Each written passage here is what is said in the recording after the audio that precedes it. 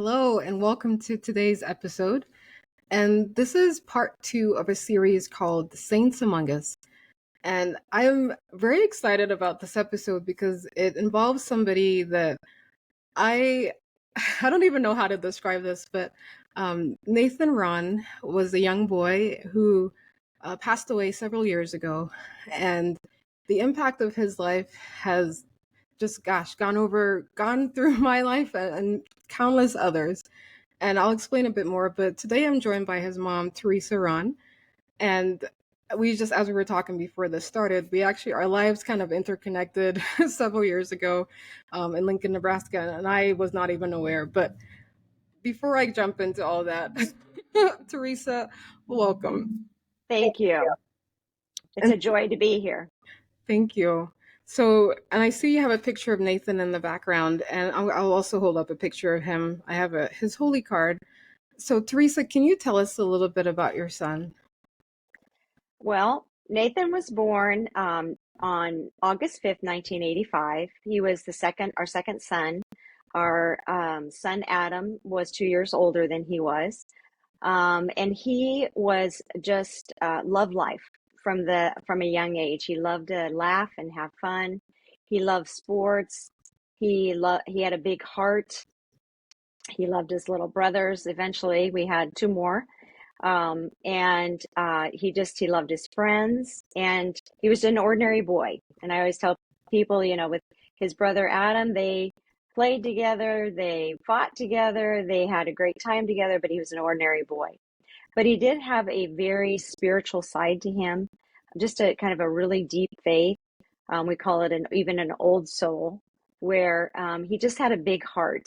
And he would, say, for example, at night when we would say our prayers together, we would always say our formal prayers, and then we'd open it up to special prayers.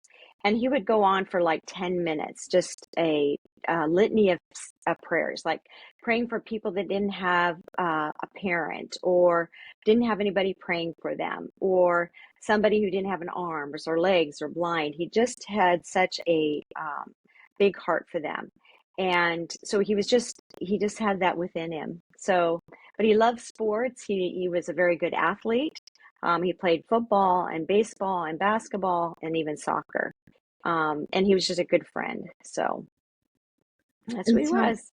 yes, and so he grew up in Lincoln, Nebraska. Yes, Lincoln, Nebraska. And he went to school at St. Joseph's School here in Lincoln. And and so I don't know if you want me to go on and tell what Yes, happened, or please yeah, go ahead. okay. Yes. So he was like I said, he was playing sports, doing all the things that a normal child would do. And then in December of 1997, he started having some neck pain. And then I took him in to the doctor. Nothing was wrong. So then he was playing basketball, and he started having a limp in his leg, or pulled muscle is what he called it. And then eventually he started having some vision changes. So I was very concerned. And so on January 27th in 1998, I took him into the doctor, and he had an MRI, and it was revealed that he had a brain tumor. And so here's this healthy 12-year-old who all of a sudden is sick. Was just very overwhelming to us. And all of a sudden we just had a challenge in our life. So, So then what happened? okay. So then, well, first of all, I have to just say something about our family at that time. My husband and I, in 1997, prior to that, we were going to we did a parish retreat. It was called Cine at the time, Light of the World, and it was where you have a retreat within your parish.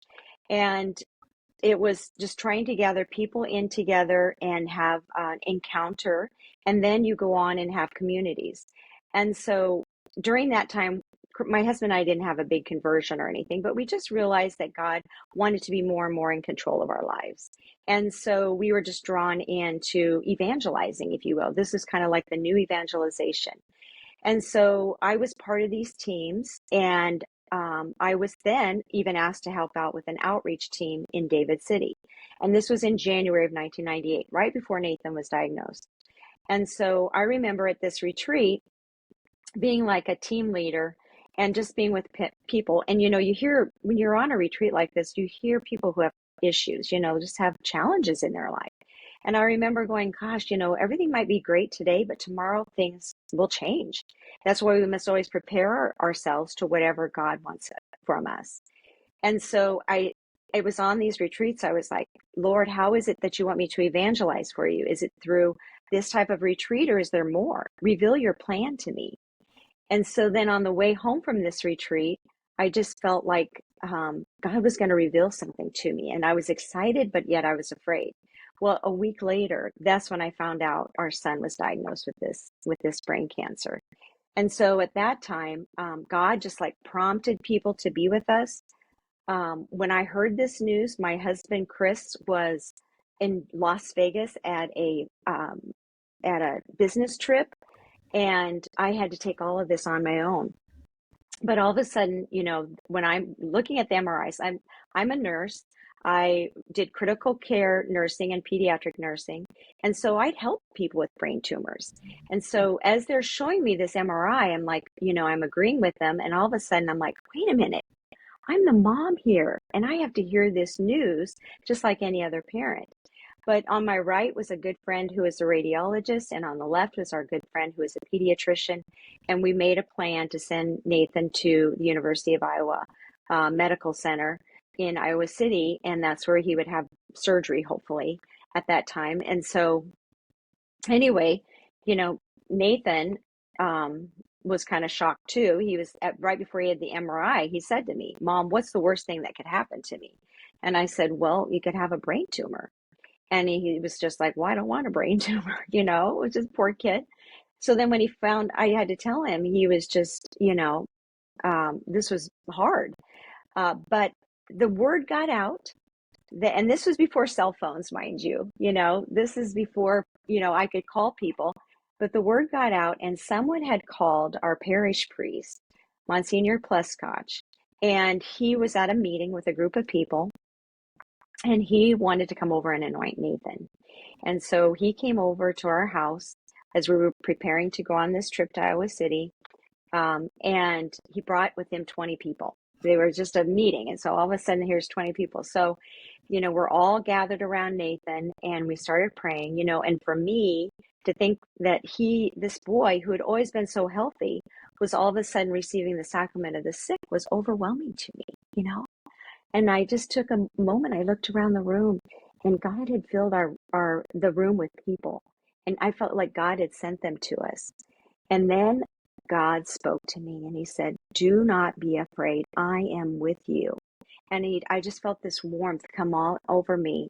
And it was like God was with me. And, those words gave me great comfort and peace. And it gave me the ability to go on this trip alone with Nathan. And then looking back, I mean, it was just that beautiful sacrament was not only for Nathan, but it was for me as well, as it gave us strength. And so then we went on to the University of Iowa for the next step. So how did the rest of your kids take the news and yeah, just I can only I imagine. know. Well, it's one of those, it's a step by step, and you just go with, when I got home from the hospital, as we prepared for this trip, I called my parents and Chris's parents. Someone called Chris, got a hold of him, and then he had to make arrangements to leave the business trip and meet us in Omaha. And then a good friend of ours picked him up and drove him to Iowa City. In fact, a fun fact about that, we were driving in almost Iowa City, and we were in the ambulance, Nathan and I, and all of a sudden this car comes right up to the back of the ambulance, and it was Chris and this friend. This just that fast. It takes about 6 hours to get to Iowa City. So, that all happened really fast. But my parents and Chris's parents came to be with our boys, and it was just, they were around good people that were supporting them at the time. Adam was 14, Ben was 7, and Sam was just 2. So they were young, but we had this support system for them at that time. That's good. So, and then at 4:30 in the morning, when we arrived in Iowa City, we were there at the hospital for the next 15 and a half days. And on the first day, Nathan said to me, Mom, why did this have to happen to me? I'm just a little kid. And of course, as a parent, it's hard to answer those questions. But finally, some words came to me, and I said, Nathan, I don't know why this happened to you. Nobody knows why, and we'll probably never find out why.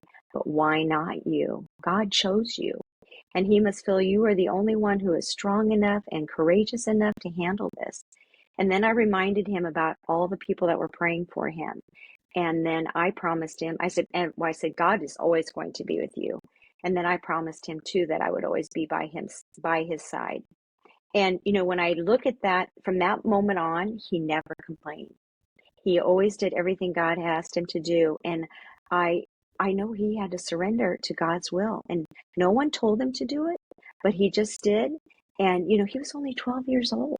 It's amazing. He just had that sense of that he needed to do that. And that's a gift. That's a grace that God gave to him. So, Absolutely. I mean, I just even thinking about this past Lent, one of my resolutions was to stop complaining about just little things and inconveniences. And it was so hard. And so I yeah, cannot imagine going through a critical illness, and it's probably uncomfortable and painful and so much uncertainty. And to actively surrender that to the Lord, like that is a gift and a grace. And I mean, also an act of the will. So I commend him for that. That's incredible. yeah. And then as a mom, I had to. So it was like I had to surrender too. And after I finally settled in his room, and I got him to sleep, and I was sleeping in a cot next to him. I fell asleep, and at 2 o'clock in the morning, I woke up, and all of a sudden, I just had a sense of God's presence in the room. And then I cried, and I said, "Why, Nate, Lord? He's just such a great kid. He would do so many wonderful things for you." And then I just, as a parent, we have so many hopes and dreams for our children, and we want the best for them. And so when God's asking something else from them, that's hard. And we had to let go and allow God to do his work. But at that moment, the story of Abraham and Isaac came to me. And I thought about that. And I remembered how Abraham was so obedient and so faithful to God that he did whatever God asked him to do. And then, here he is about to sacrifice his son, and God spared him. And so I thought, oh my gosh, maybe if I do that, if I'm obedient, I'm faithful, maybe God will spare Nathan. Maybe he will, give him a cure or a miracle. And so at that moment, I just said, Lord, I surrender my son to you. Do with him as you will. And then immediately I thought about Mary. And, I've always had such a love for Mary. And I said, Mary, you had to say yes to God at a time when you had no idea what to expect. Help me to say yes to God. And then I prayed like a rosary like I never prayed before. And I finally fell asleep. And in the morning when I woke up, I wasn't sure if I'd had a dream or if it was real. But all I know is a great sense of peace had come over me. And that was just a great gift. Wow, that really was. And so you mentioned that he was in the hospital for 15 days. Then Hmm. I guess what happened after that? So he had brain surgery. And then, and that was just, after the surgery, the doctor said, we got it all, everything, and so we were very hopeful. We felt like we had a miracle because he was able to talk and move and everything. And so then, as after we were able to go home, he would go on to have 4 rounds of chemotherapy. And then, so that was like through February, March, April, and May. Then he had 36 brain radiation treatments, which was through the summer. And during that time, as I mentioned before, Nathan loved sports. He loved to play sports, and he had to give up those gifts that God had given to him. And that was very hard. But he was very accepting, and he just kept looking at what can I do. And again, through that whole treatment process, he never complained. He just did everything he was asked to do. But he had to give up the gifts that God had given to him. And, it was something that happened over time. He lost his hair, which was very important to him. He loved his hair, loved to look good for the girls. And he lost his hair, and then he lost his ability to play sports. He lost his eyesight till he was almost blind. He lost some of his hearing, and then he lost his eventually lost his the ability to move his one side as much, and even then to walk. But he never gave up his sense of humor, and he never lost his faith.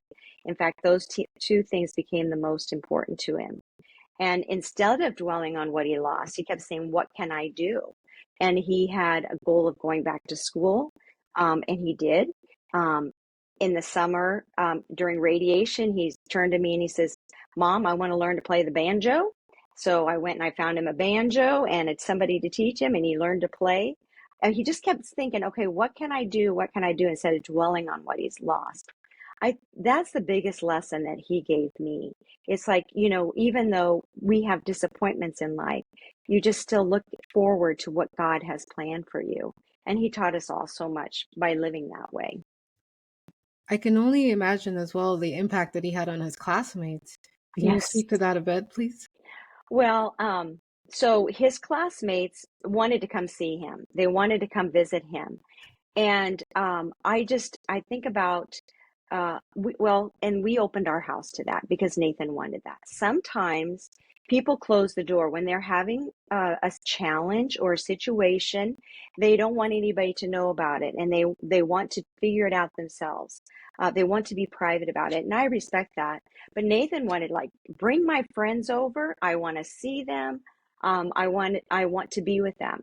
And he didn't want them to feel bad. He wanted to just hang out with them and have fun. And he didn't want anybody to feel sorry for him. But there was one time when the first time we were able to go back to school was on May 1st, and it was the feast day of St. Joseph. And so the bishop, it was Bishop Bruskowitz at the time, was going to say mass for the school children. And so Nathan, when I told him we were going to go to mass and Bishop Bruskowitz was going to be there, he says, "Mom, I want you to introduce me to the bishop." And I was like, "Okay." So then after mass, I went up to him and I said, "Bishop, this is Nathan. He wants to meet you." And Nathan stuck out his hand. He said, "Hi, Bishop. My name is Nathan Raun. I have brain cancer and I want you to pray for me." And the bishop was like, "Okay." It was just so beautiful. Nathan just had this sense he wanted to tell everybody to pray for him. Hmm. He knew he needed the prayers, and he wanted, my gosh, get the bishop to pray for you. And in fact, later, he wrote a letter to the Pope, to Pope John Paul II. And in fact, that letter was like, I gave it to a friend who was in Rome, and then he gave it to Bishop Bruskowitz, who gave it to the Pope's secretary, who hand delivered the letter to him. And so then we got a nice response. And it's just, again, our universal church is so beautiful that Nathan understood that as a child. And so he reached out to everyone. But anyway, back to the first day back to school. When his classmates saw him, he looked different. He had a full face. He lost his hair. He was moving around like he was blind. And Nathan could sense that they just didn't know what to say. And so all of a sudden he says, "Hey, do you want to hear a story?"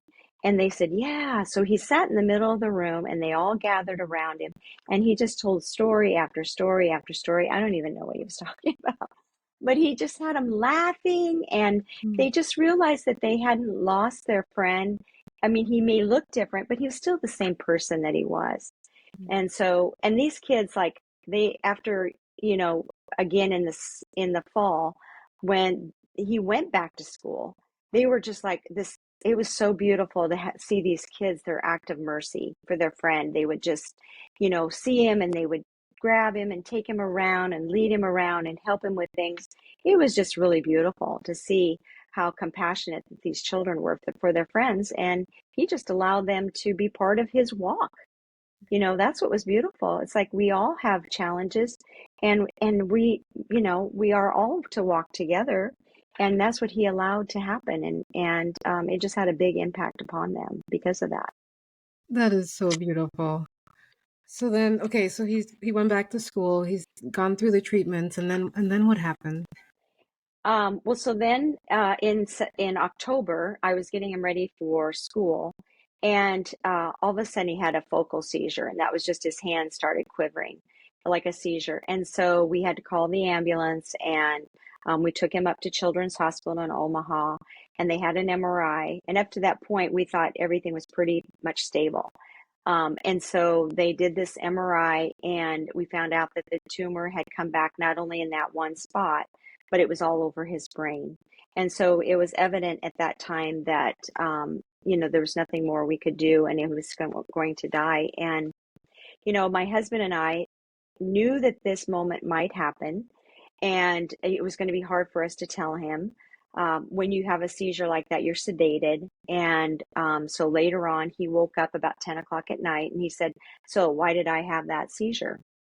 And then we had to tell him that the tumor had come back, and there was nothing more we could do. So, and at that moment, we just all hugged each other and we cried. It was just a very, very hard moment. And one that, again, we thought about, but we never really wanted to dwell on it. And after we cried, all of a sudden he wiped his tears and he said, "Well, I want you to bury me back in the family cemetery in Minden, Nebraska. I want you to, Dad, take my clothes and give them to my brother Adam. Take my money and buy Mom a new refrigerator. She needs a new refrigerator. Buy the boys a trampoline. They need to have fun. Go buy them a trampoline." And then he said, "When I get to heaven, I'm going to be so busy. I'm going to be able to do more than I would have ever been able to do here. And I'm going to be able to run again, see again, play ball again." And all of a sudden, he's dwelling on heaven. I mean, we're just like, I'm in shock almost, because again, as a nurse, you give bad news to people, they go in despair, right? And here he is in joy talking about heaven. It was unbelievable. It really was. And then, he had 6 weeks to live, and those 6 weeks flew by fast. Every second, every minute, every day was very important to us. And we absorbed everything Nathan did. And during that time too, we said to him, "If there's anything you want us to write down or say, we will." And he loved that. So he came up with, we call it Nathan's advice. And it's just a bunch of little things like, for example, never take anything for granted, like your eyes or your hands or your feet or your ears or your taste. If things like that work, enjoy them every day. And it was just, he went on and on of just different things of life. And in fact, one other one was, look to pass before you dribble, meaning look out to see if you can help someone else before you go on. It was, he'd come up with these things. He'd wake us up in the middle of the night and, want us to write something down. And so, yeah, it was a pretty special time. And the other thing is that he wanted to plan his funeral. He wanted to be part of everything. And so he planned all the music. We went to the cemetery. We found the place where he was to be buried. And he kept it light. When we got him ready to go to the cemetery, we got him all dressed to go out to get ready to go to the cemetery. And my husband's mom just happened to drive up. We didn't know she was going to come. And she walks up the driveway and she sees Nathan sitting in his wheelchair. And she says, "Oh, are you going somewhere, Nathan?" He says, "We're going grave hunting, Grandma. Want to come with us?" I mean, poor Grandma. But he wanted to keep it light. And then when we got to the cemetery, he had all these requests like, "I don't want to be buried under a tree because I don't want a dog to come along and pee on my grave. I want to be buried out in the open where the angels can dance on my grave." And then it was close to Halloween, and he wanted us to get a hand having it sticking out of his grave because he, just thought that was funny. And so we promised him we would do it. And when we finally found the spot where we were to bury him, all of a sudden we put him in a wheelchair, and we went, and my husband and I went to see a grave close by that was a mom and two boys that were killed in a car accident. And so we were praying, and all of a sudden I look up, and Nathan's in his wheelchair, and he's singing, "Oh, Mr. Sun, Sun, Mr. Golden Sun, please shine down on me." And he sings that whole song. And then he goes into, "You are my sunshine, my only sunshine. You make me happy when skies are gray." My husband, we're just standing there going like, "Oh my God, can you believe this? That's a spot where we're going to bury our son." And we're just, to this day, I'm so grateful for it, because every time I go out to see him, I can still see him in his little wheelchair singing those songs. So it was pretty amazing. But so, yeah. Yeah. So then the next thing was that we put him on hospice, and we had him in our home. And of course, I'm sure people know that that's when you have your loved ones in your home and you have people come in. And the last 2 days of his life were probably the holiest days of my life, because it just felt like God was just right there. It's like, I don't know, people have explained like there's just a veil between heaven and earth. And I mean, I could just feel it. It was just one of those things I'll never forget. And it was just a very, very holy time. And we allowed his classmates to come over and visit with him, one on one. And these kids were just like before, like, hey, see you later, to, I love you, Nate. I love you. It was so beautiful to see that these children understood what love was, what it really was. It's the love that Jesus wants us to have. That's the greatest commandment. And they got it. And it was so beautiful for them to understand that. But it was hard for us to watch him go away, knowing that they would never see their friend again. But I have to share this story. Right before he died, something remarkable happened. This was on November 25th. It was the day before Thanksgiving. And at 8:20, Nathan died at 8:25. At 8:20, we were all gathered around him. And my mother-in-law saw someone standing at the door. So she goes to the door, and she opens it up, and it was a young boy. And he had a bouquet of roses. And he handed them to her, and she says, "These are for Nate." And she was kind of surprised. And she asked who they were from. And so he told her these are for Nate. And so she brought him in, and she says, "These roses are for Nate." And I forgot to tell the story before this, is that I've had a love for Saint Therese. And, she's having a name of Teresa. I have prayed to her. I shared stories about her and all of that. So all of a sudden, here these roses arrived. And then the other thing I forgot to mention was my husband really wanted a priest present at Nathan's death. But when you are in hospice and someone's dying, you never know when it's going to be, right? It's just hard. So people would come in and out of the house, and sometimes we'd have a priest visit, but we just didn't know when it was going to happen. Well, so the roses came, and then I'm going into the kitchen to put them in a vase. All of a sudden, the doorbell rings now, and it's our parish priest, Father Hazuka, who just happens to be stopping over. So I meet him at Nathan's bedside. Me and my husband meet him there. And at that moment, Nathan died. And it was just, I mean, of course, we didn't think about it until later when we reflected on the event. It was just like Saint Therese walked into our house and escorted Nathan up to heaven. And God had sent the roses and a priest as a great sign of love for us. I mean, it was so beautiful. So beautiful. I saved those roses, and I had a rosary made right here. And I sent them off to this place that makes roses. And so this rosary is very special to me because it's like a memento of that memory of those roses coming at the time of his death. So, God was with us during that time. It's just so beautiful. Wow. That is incredible. And did you ever find out who that boy was that Oh, brought? yeah, we did. I mean, and there's a whole story with that. The mom was like, in fact, I just found this book before um, I was going to talk with you, because this gal that brought the roses, her son, she was having people go to the Adoration Chapel at St. Joe's, and they were recording that they've made a visit. And I mean, it started in the morning and went all day long and into the night, and people were writing. And so then there was a time where she felt like she just wanted to do something for our family. So she says, I went to the store, and I don't know what I was going to get, but she said, all of a sudden I walked by these roses, and she said, I never buy roses, but it was just like they were calling me to buy them. So she bought them, and then she pulled up in front of our house. Again, she didn't know what was going on. And so they sat out, she and her son sat out in front of our house for 20 minutes, and they prayed the rosary. And at the end, she says, now go give these to the family.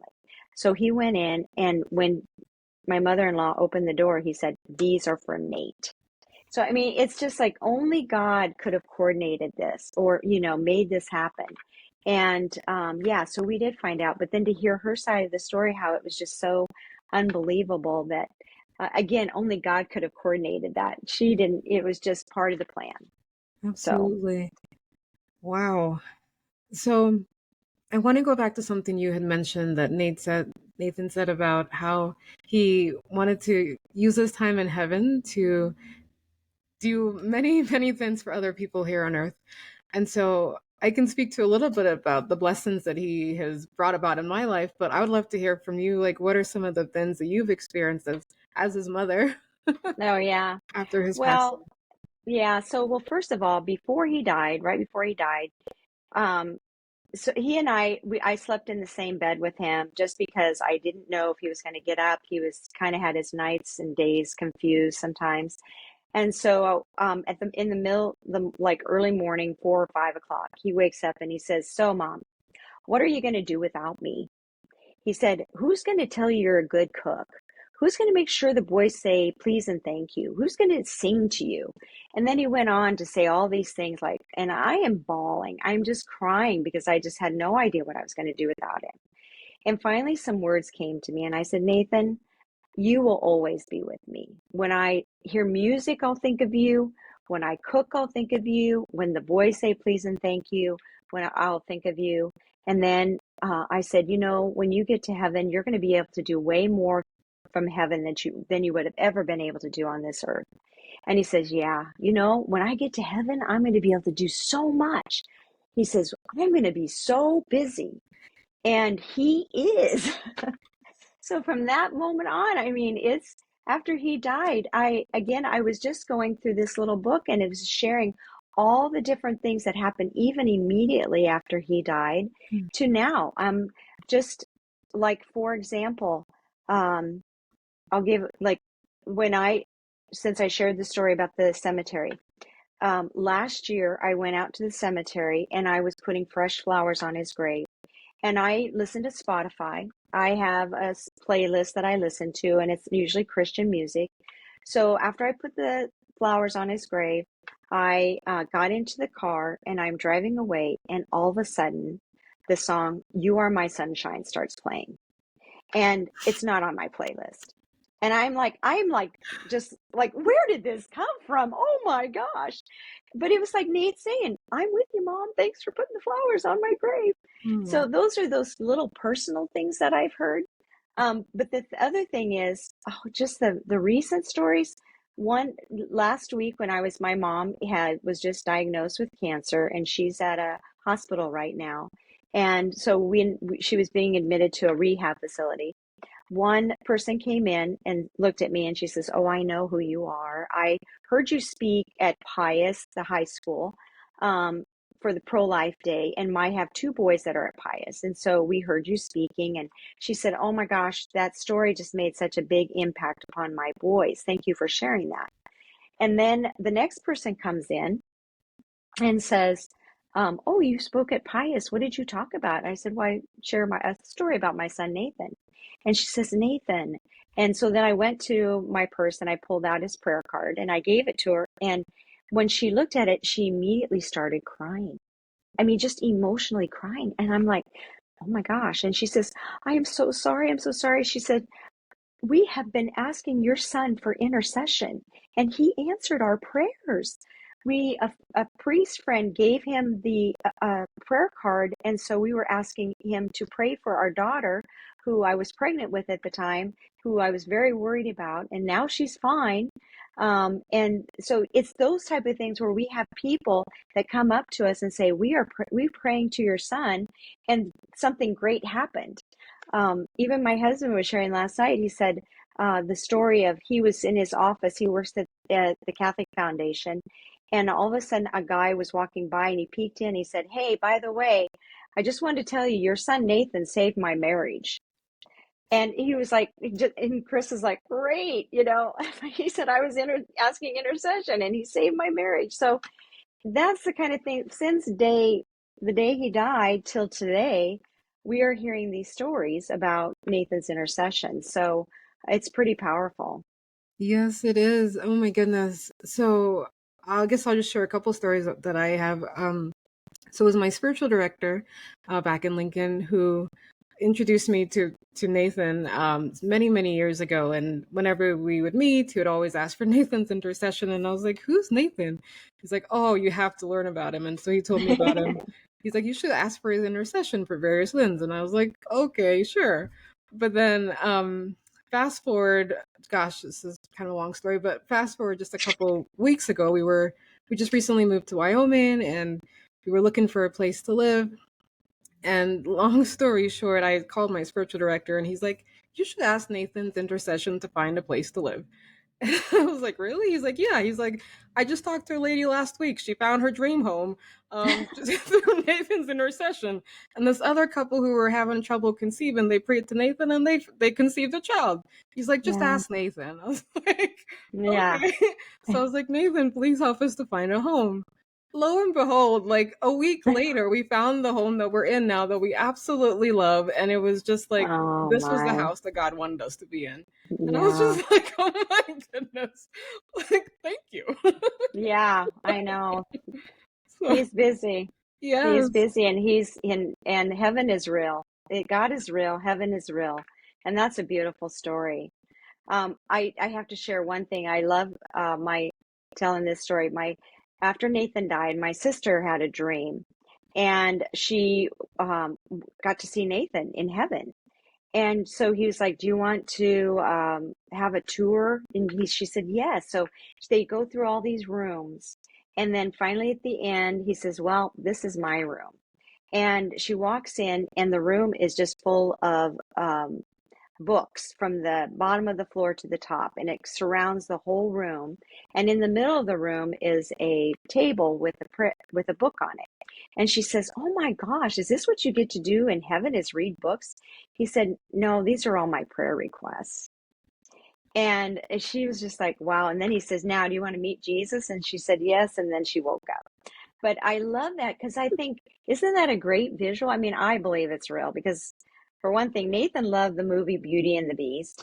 Mm. And he and Sam, when they were little, Sam was like his eyes. Sam was two. And he'd say, "Sam, go get Beauty and the Beast and put it in." Well, there's the story, it's the cartoon one where the Beast shows Beauty the library, right? And Nathan would always go, like, make that such a big deal because he wasn't able to see or anything. And so that's the vision. I mean, like, that was real because he loved that. And so I tell people, pray, ask him for intercession. He loves it, and he's listening, and he'll help you, because I know he's in heaven, and that just gives me such peace. That I've had so many prayers answered myself, Mm. that I know he's there and he's doing God's work in a very special way. And his life had meaning and purpose, and all of our lives have meaning and purpose. And it's just that we have to, just notice God working in our life on a day-to-day basis, and he will show us what we are called to do. So, Yes. And so, Teresa, would you say then, like, your mission that the Lord gave you before Nathan's diagnosis is to share his story?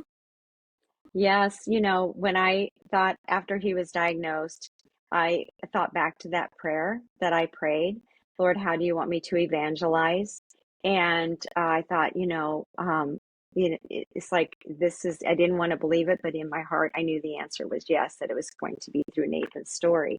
And the other thing was that Nathan, before he died, he said to me, "So, Mom, are people going to forget about me when I'm gone? Will they ever remember me?"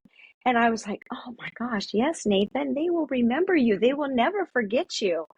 And then, and so I felt like that's my calling, is to share his story with other people, to make sure that he is remembered.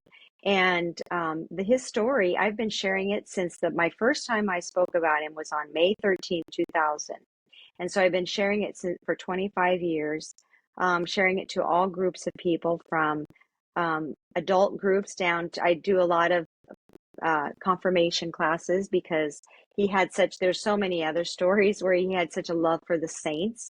Again, the universal church, when you are praying, you ask the bishop, the pope, and the saints for intercession. And so he has a lot of great saint stories. Mm. And so that's my mission, is to share his story. And I love it. I love talking about Nathan. And I just love too how people today can relate to him.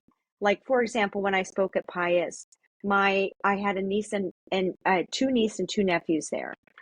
Some of Nathan's classmates were teachers. And so it's like here his generation is still living, and they can look to these people and say, "You knew Nathan? Tell me about him." So that's what's really amazing right now is they can share their own stories about him as well. So Yes, and I love how we were talking earlier that the you probably spoke at my because I went to Pius, and so Nathan would have been in my brother's year, which was he would have graduated 2004, and so you spoke at the the girls' Pious retreat, Pius yeah. retreat, and so you and I would have met, which again I don't somehow I don't recollect that, but I don't recollect a lot from high school many years ago. But I just love how the Lord just even weaved our connections like even then. So Yeah. yeah, Yeah, it's amazing. it really It's is. amazing. God is good. And that's the other thing is a lot of times when I speak, I talk about finding joy in the suffering, because that's what Nathan did. He just found joy, even though he suffered so much. A lot of people don't know how much he was suffering with headaches and being tired and all of that, where he was always ready to tell a joke or to make somebody else feel good. And, that's what God calls us. We're all going to have challenges, but if we put our trust in him, we will, and do it joyfully, he will do great things.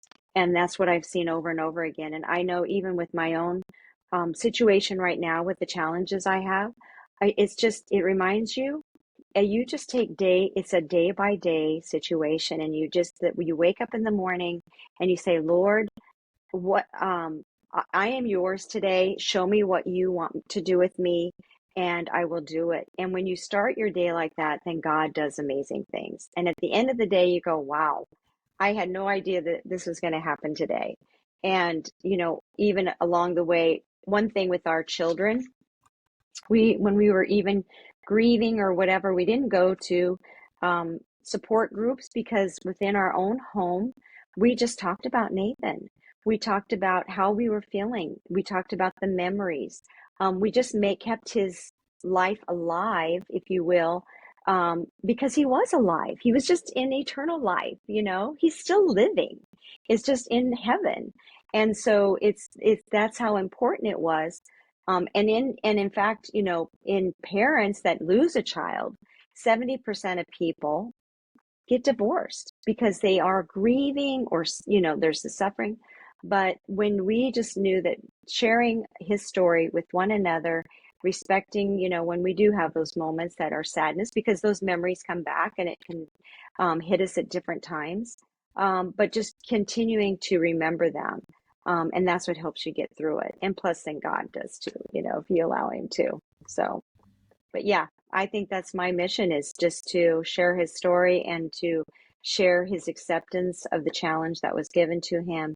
And he said yes to it. And from that, God has done great things.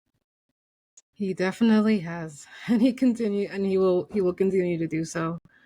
Wow, Teresa, thank you so much for sharing about your son and just what an example he was, and especially like you said, just finding joy in the suffering and keeping our eyes fixed on God through it all makes a Yeah. big difference.